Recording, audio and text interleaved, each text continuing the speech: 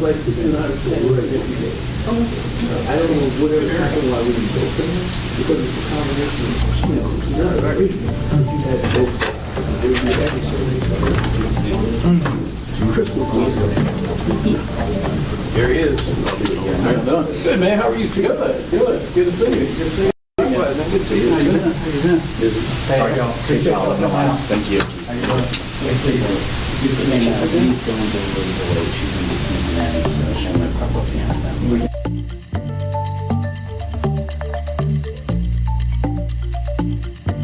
Oh, she heard me say that? Yeah. I'm glad we go way back. Hopefully she won't hold it against me. Oh, goodness. Is everyone set up and ready to go? I'm going to let Captain Ayana brief y'all real quick on how this is going to go and what to expect with the video afterwards, and then I'll provide sound with the incident that occurred yesterday. Heads up. Good afternoon, everyone. We're all good to go? All right. So, first of all, thank you all for coming. We're here this afternoon to provide you all an update on an incident that occurred yesterday, began here in Brookhaven and culminated with the chase and crash in the city of Doraville. We're going to start off with a statement from Chief Gurley. We also have a video prepared for you all, drone footage of the incident that occurred here yesterday in Brookhaven, as well as some dash camera footage from the chase here in Brookhaven that was discontinued. Afterwards, we'll provide you all a copy of the video for your own use as well. Will be available for any B-roll of the drone, anything that you all would like. All right. With that, I'll turn it over to Chief Gurley. All right, so for matter of record, again, my name is Brandon Gurley, B-R-A-N-D-O-N, Gurley, G-U-R-L-E-Y, Chief of Police for the city of Brookhaven. Yesterday, Tuesday, June the 3rd, at approximately 11:30 a.m., our agency was notified of a Nissan Rogue that had fled from Doraville Police and was traveling towards our city here in Brookhaven. Our officers were able to leverage our network of license plate readers to confirm that the vehicle was, in fact, in Brookhaven in the area of North Cliff Valley Way. Officers requested the assistance of our drone first responder program, which launched and a drone was dispatched and flew to the area of North Cliff Valley Way. Within a minute of launching, the drone pilot was able to observe the suspect vehicle in an apartment complex in the 3100 block of Buford Highway. The drone pilot watched and observed as two suspects exited that vehicle and entered into a Hyundai passenger car, where the two suspects began to attempt to steal that vehicle. As officers on the ground were responding and converging on the area, they began to enter the complex, which prompted the two suspects to exit the Hyundai passenger car and re-enter the Nissan Rogue. The Nissan Rogue then began to flee out of the complex, and our officers initiated a pursuit of that vehicle. The chase went through Brookhaven and onto I-85 southbound towards the city of Atlanta, where we discontinued that pursuit. Shortly thereafter, after discontinuing the pursuit, we were notified that that suspect vehicle was in fact stolen and involved in a shooting earlier that morning in unincorporated DeKalb County. Using the shared resources of our agency, including our regional network of license plate readers and video cameras, law enforcement agencies from across our area coordinated efforts to track the vehicle as it moved through Atlanta and back toward unincorporated DeKalb County. At approximately 1:01 p.m., DeKalb PD briefly encountered the vehicle and initiated a pursuit. That pursuit ended shortly thereafter, and at approximately 1:22 p.m., our license plate readers alerted us that the vehicle was entering the city of Dunwoody on Ashford-Dunwoody Road. Dunwoody PD attempted a traffic stop, which led to a multi-jurisdictional pursuit involving Sandy Springs Police, Gwinnett Police, and Georgia State Patrol. The pursuit ended when the suspect vehicle crashed into a median wall on Peachtree Industrial Boulevard at I-285. Officers from multiple jurisdictions took all three suspects into custody and notified Brookhaven Police of the arrest. I want to first thank all of our partner agencies that were involved in this multi-jurisdictional effort to apprehend these three suspects, and I'll go ahead and identify the suspects for you at this time. One suspect was 17-year-old Octavio Alexander Luviano. He was charged with criminal attempt to commit felony theft of motor vehicle. The other two suspects were both 15 years of age. One 15-year-old male was charged with minor possession of a pistol, possession of a weapon during the commission of a crime, entering auto, theft by receiving stolen property, loitering or prowling. The other 15-year-old male suspect was charged with possession of a weapon during the commission of a felony, entering auto, theft by receiving stolen property, loitering or prowling, speeding, reckless driving, driving while unlicensed, disobedience of a traffic control device, and a signal required when turning. While we're proud of the collaboration and technology that allowed us to safely apprehend these suspects, this incident highlights a growing and concerning trend that we're faced with in Metro Atlanta and across the nation. The rise in serious crimes committed by juveniles, to include vehicle theft, armed robberies, and shootings. Many times we're seeing young people that are involved in high-risk, dangerous criminal behavior. Too many times they're involving firearms. This is not just a law enforcement problem that we should be expected to address, but a larger societal crisis. And we should lean on our families, our schools, courts, community organizations, and our policymakers to come together to find a meaningful solution. Too many of our young people are endangering their futures and the lives of innocent people by making reckless and violent choices.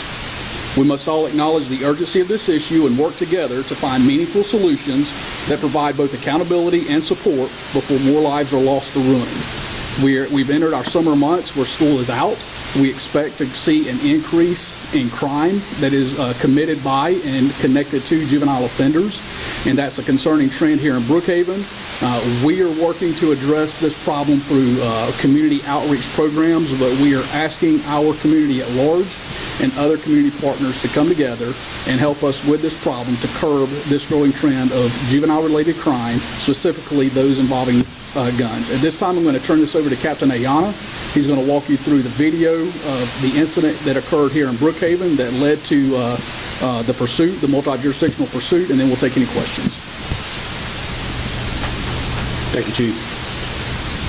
We'll go ahead and cue up the video. As the Chief indicated, the drone first responder launched after receiving the information from officers on the ground and the license plate network. Here in the video, you see the black Nissan Rogue is in the apartment complex in the 3100 block of Beaufort Highway.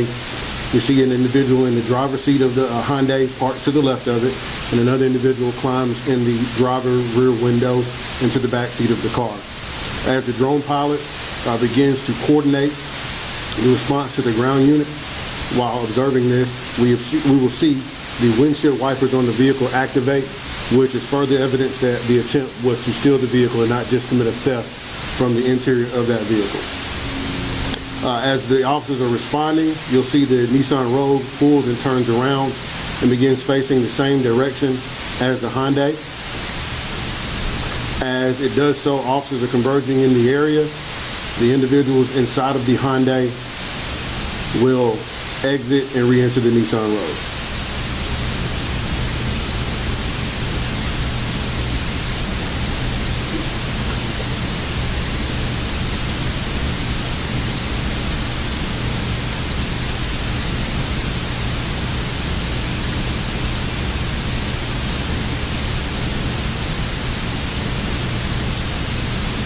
There are still 2 occupants inside this vehicle at this time.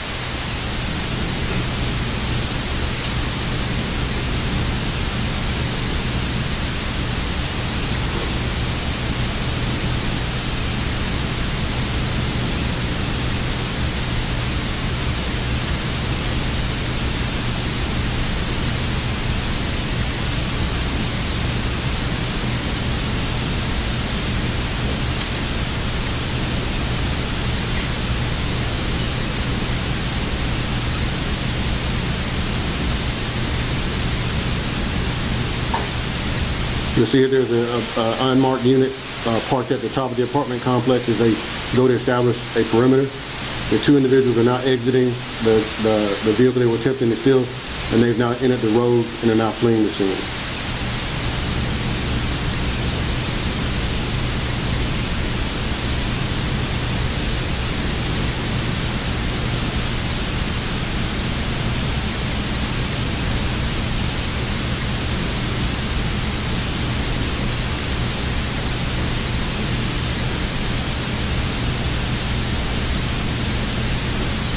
And then from there, a pursuit commences. The vehicle travels down North Cliff Valley to Beaufort Highway, through Northeast Plaza Shopping Center, onto Broadway Road to the access road where it entered onto 85 South into Atlanta. And with that, I'll turn it over to Chief Gurley.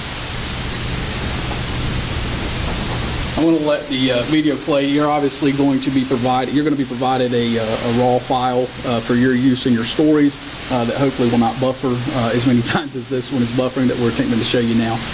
But while the video continues to play in the background, does anyone have any questions for clarity on what's been provided? Yes, sir. I just wanted to ask. I've been doing this a long time, and I've never seen the coordination between multi-jurisdictional card readers and drones before. Can you comment on that and talk about maybe how it makes the streets safer? Because you don't need to be doing high-speed pursuit through multiple jurisdictions. You've got card readers, you know where they are. Sure. The good thing about the technology is it tells us where the vehicle's at. It does not always tell us who's in the vehicle. And in this example, this vehicle was a stolen vehicle. It had not yet been reported. It was freshly stolen, so it was not yet reported. We did not know at this time that this car was stolen. We just knew of its involvement running from Doraville Police. And it was shortly after we discontinued our pursuit that we learned that the Nissan was in fact stolen and just not in the system yet. So we do leverage technology. We're very fortunate here in how we utilize technology to provide better public safety to our communities. And our partners around us are leveraging the same technology. Our partners in Dunwoody, our partners in Chamblee, our partners with the DeKalb Police, the list goes on. And we have come together to share the resources of those technologies so that we know what our partners around us are receiving through their law enforcement efforts using the same technology. When a stolen vehicle is going through Dunwoody or through Chamblee, headed towards us, or a fugitive vehicle that's connected to a carjacking or an armed robbery, and it's in one of our surrounding jurisdictions headed towards Brookhaven, we know about it in advance because of this network of shared technology. Criminals do not know boundaries, so neither should police departments. We've always done a great job in communicating with one another and working together, but we've only been as good as the human factor allows us to be in our communications. This technology speeds up that communication, it speeds up that teamwork, it speeds up that partnership, and allows us to take immediate action on crimes like this rather than putting hours and days and weeks into investigative efforts to track a vehicle that may or may not ever lead to who was in the stolen vehicle at the time, leaving these suspects to continue their crime sprees and other stolen cars with new victims until someone is seriously injured or killed in that chain of events. Yes, sir, you know. I want to get a perspective, because this is big. You got all these jurisdictions, you got all these miles. How many miles from start to finish were these guys on the run? How many counties did they go through? How many law enforcement jurisdictions were involved from start to finish? What were the top speeds? So what I can tell you is that the agencies that I know were involved directly was Doraville with these suspects was Doraville Police. Chamblee Police was tracking, but to my understanding did not encounter or engage the suspects, but was involved in the tracking and attempt to locate. DeKalb PD, Brookhaven Police, Dunwoody Police, the Sandy Springs Police Department was involved in the pursuit, Gwinnett County Police, and ultimately Georgia State Patrol were all directly involved at one point or another as this vehicle fled through both DeKalb and Gwinnett counties, and at one point was in Fulton County inside the city of Atlanta as we were tracking it through our shared network of technology and cameras. When you go and address these parents and say, your 15-year-old has a gun, is in a stolen car, led us on a high-speed chase, along with a 17-year-old, what was their response in all of this? All too many times, we as a family element are not taking ownership, we're not taking accountability for the actions of our young people the way that we should. We're relying on other organizations, and all too many times those organizations are the police department to raise our kids. And that is what I am urging and asking for help against, combating that narrative, and that we as a community, we as families, number one, take ownership and accountability of this growing problem, this growing trend, and we lean on other resources in our community for support when encountering troubled youth that don't want to listen to rules and do not want to answer to accountability. All too many times we're not getting the response that we should get, that we would like to get from parents taking ownership. We get met with a lot of excuses. One of the benefits to our technology is that there's no longer a he said, she said that my little Johnny or my little Susie would not have done what they're being accused of. We're able to provide resources that enables the parents to take a more definitive stance when trying to engage with their children about, I know that this took place, we have video that this took place, and attempting to address that on a higher level. But again, too many times we as a police department are being asked to intervene and get involved in these situations when in moments we should not be getting involved in. So, 3 suspects, 215, 117, right? 215, 117, So they're correct. all under 18. So Correct. this is a juvenile situation unless the 17 gets charged as an adult. Chief, I just want to stir the pot a little bit. You talk a lot about, and I've heard this many times before, and all law enforcement seems to be in agreement on this. There needs to be a collaborative approach to stopping the crime and to changing the hearts and minds of these kids. At the end of the day, is it time to start putting parents in jail for what their kids do? Is it time that there is a provision for that? Is it time to up the ante on that? It doesn't matter if the parent loses their job. Control your children.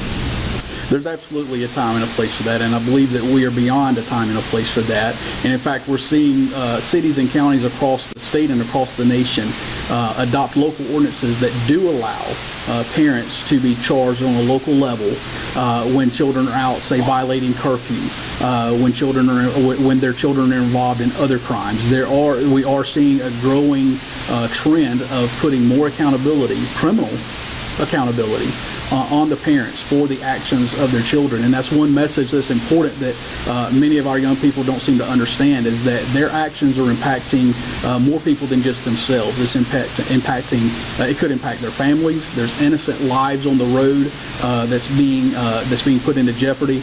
And too many times our young people don't seem to see that bigger picture.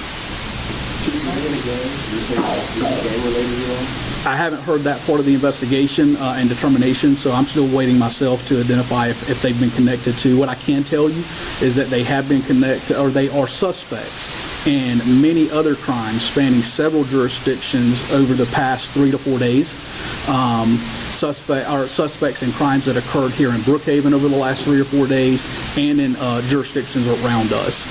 They were in possession of items of evidence that connect them, or at least identify them as being suspects in other crimes. So we're sorting through, not only here in Brookhaven, but with our partner agencies, to definitively link them to those additional crimes. And we do expect additional charges to be filed in the near future. To further and to clarify a question that you had, the 17-year-old under Georgia state law can and is being charged as an adult, which is why I identified the 17-year-old by name in my statement. The 2 juveniles are being charged in juvenile court as juveniles and being turned over to the juvenile justice system. So we won't be identifying them. 1 second, real quick, because he had a question. What crimes specifically are they being connected back to? Can you tell us that? I can't at this stage in the investigation, due to the fact that if they aren't connected or found not to be involved in those crimes, I would not have wanted to implicate them. But I can say that they are suspects in additional crimes, and we will identify those crimes as well as the charges if, in fact, evidence proves that they were involved in those. Did you have a question? I'm going to come back to you. Do you have a question? Okay, I thought you were raising your hand. Go back to you. We're reading each other tomorrow. Is that what it is? Okay. Yes. While he's waiting to hear from her, I'll get your follow-up. Yeah, I was going to ask more about the crimes that these guys were potentially involved in outside of that. Do you expect to clear a dramatic number? You're saying that these crimes occurred over the past several days. Do you expect, and do other jurisdictions expect to clear a lot of cases, whether it's robberies, burglaries, stolen cars, or whatever it is, once you're able to finish this? I know that's a tough one to answer, but is this a major bust of individuals involved probably in a lot of crime that is really going to be noticed now that they're off the street? the expectation, I will say that the expectation is that we will be able to close many cases linked to these suspects, both here in Brookhaven and in surrounding jurisdictions. I do not have any information that would suggest that their spree has lasted weeks or months. The most that the investigation is telling us at this point is that it's spanning over 3 or 4 days. Now, as the investigation continues, we may find out that it's longer than that, shorter than that, but that is up to the investigators to try to identify and determine. Okay, Denise. Denise, I'm putting you in speaker. Go ahead, Chief. Yeah, we had heard that some people who have said others have been injured during this pursuit when their cars were hit. Can you confirm any of that? I will not officially confirm. I'll tell you what I understand. As again, we were not involved in the pursuit at the end.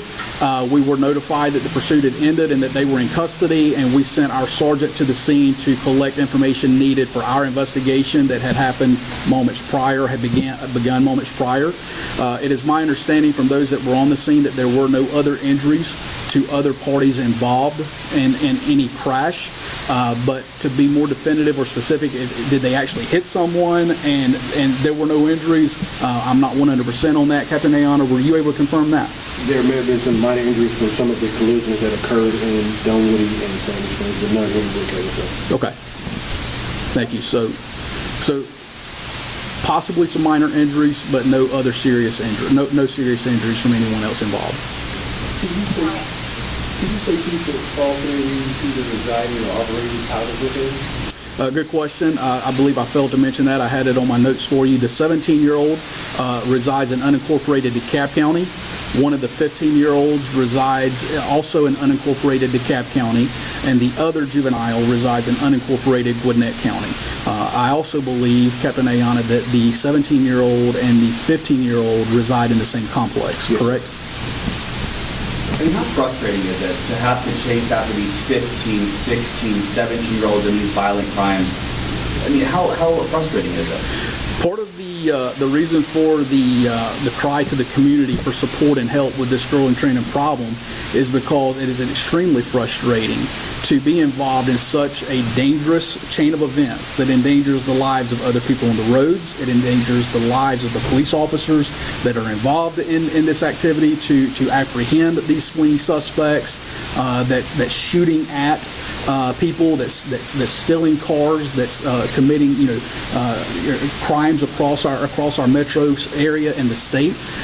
There's too many people that is endangered by this behavior, and it is increasingly difficult to manage and to deal with.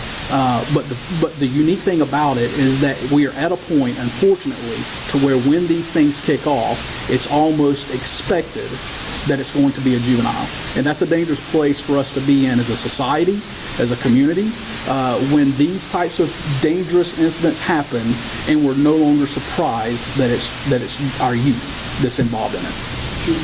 I know for years there's been frustration in police all over Georgia about the issues with the handling point system that you catch and release. Would you like to see an overhaul of how we handle juveniles? Nobody wants to put away juveniles for a long time if they're redeemable, but at the same time, we just talk right back down on the street. The main goal of the juvenile justice system is to rehabilitate, not to incarcerate juveniles. And studies have supported and have shown that too many times youth go into a detention setting and come out with more harm towards their criminal behavior than an attempt to correct that criminal behavior. So the juvenile system has over the years turned toward an approach of rehabilitating outside of incarceration of our juveniles. The problem is that is also not working. Too many times we're apprehending juveniles for crimes against family members, domestic violence, committing domestic violence against parents, and because of a point system not allowing us to detain them, we're turning them right back over to their victims, to go right back into the home of the person that they assaulted because it wasn't enough points to detain them or to incarcerate them in a juvenile detention center. So although I can appreciate and respect what research tells us about rehabilitation versus incarcerating our youth, and we do want to see our youth grow up to be productive citizens of our communities, more has to be done, more effort has to be done, because the rehabilitation measures that's currently in place aren't doing enough. Any other questions? Thank you all very much for being here. I believe, how do you plan on getting them the video file? We're going to put it in the cloud and deliver it on The same email list that the invite was sent to this. If you need any direct, I tell you what, let's do this. We'll send it to that invite list, but we will also collect any email addresses now of anyone that wants to make sure you get the file directly to your email. And as soon as we get back upstairs, we'll make sure that happens. You want to get a list going? Yep. I got a couple folks already. Okay, very good. Thank you all.